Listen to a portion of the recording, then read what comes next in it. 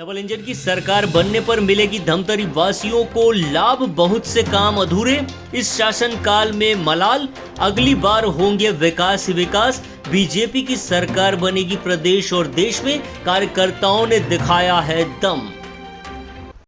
7 और 17 नवंबर को प्रदेश में विधानसभा चुनाव होने हैं और 3 दिसंबर को विधानसभा चुनाव के परिणाम सामने आएंगे।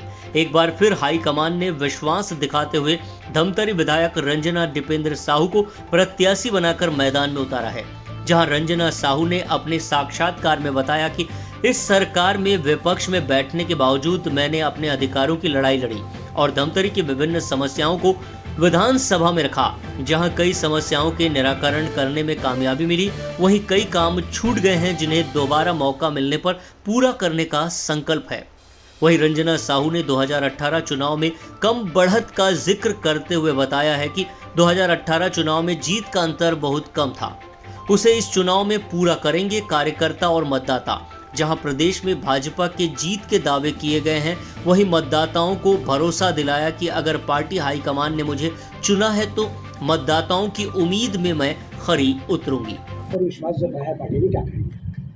संगठन का मैं हृदय से आभार व्यक्त करती हूँ कि मुझ जैसी एक छोटी सी कार्यकर्ता पर उन्होंने विश्वास जताकर उन्होंने ये हमारा सौभाग्य रहा है, क्योंकि पिछले समय जीत का अंतर बहुत कम था, लेकिन इस बार कार्यकर्ता बहुत उत्साहित हैं और जिस प्रकार वो ये चाह रहे हैं कि प्रदेश में कांग्रेस की सरकार को हटाकर जल्द से जल्द भारतीय जनता पार्टी की सरकार बने और पूरे प्रदेश का विकास हो, ऐसी मंशा है और निश्चित रूप से ऐसा ही होगा। कार्यकर्ता सभी अपने अपने काम पर लग गए हैं। भारतीय जनता पार्टी ने अपनी सूची जारी कर दी है और निश्चित रूप से प्रदेश में भारतीय जनता पार्टी की सरकार बनेगी। 5 साल आपने काम कर लिया, क्या क्या कमी यहाँ पर दिखाई दी?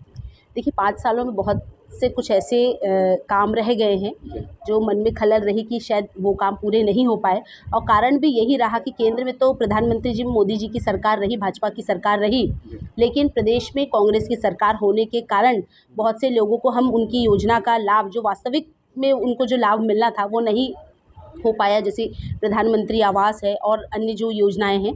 तो हम सब का यही प्रयास रहेगा कि अपने क्षेत्र में जो छूटे हुए काम हैं उनको जल्द से जल्द पूरा करें और प्रधानमंत्री आवास योजना का लाभ, जो वास्तविक लोगों को जो आवश्यकता है उसका लाभ हम लोगों को दिलाएं। ड्रीम प्रोजेक्ट जैसा भी रहता है आप लोगों का, इसमें क्या कुछ कमी थी इसमें अभी?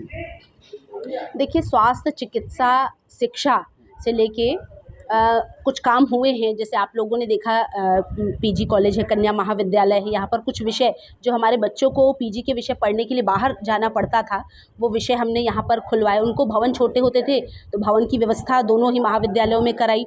उनको तकलीफ़ होती थी उस रास्ते से जाने पे, तो वहाँ पर रोड स्वीकृति कराई।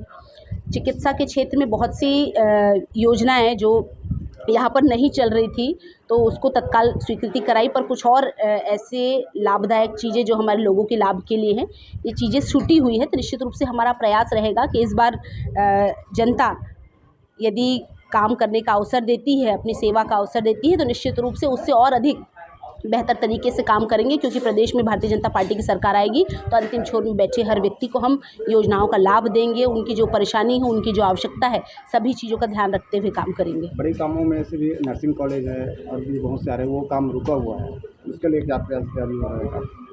देखिए, अभी तो एक जिम्मेदारी मिल जाने दीजिए। एक जो सेवा का अवसर जो कहा है वो मिलता है, तो निश्चित रूप से उसमें भरसक प्रयास रहेगा कि कहीं ना कहीं उस कामों को किया जाए, छूटे हुए कामों को। जीत का अंतर कितना रहेगा मैंने इस बार?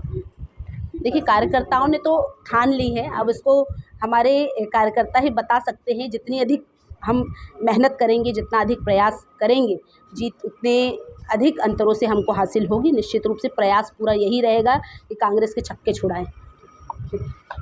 धमतरी से राजू दीवान की रिपोर्ट।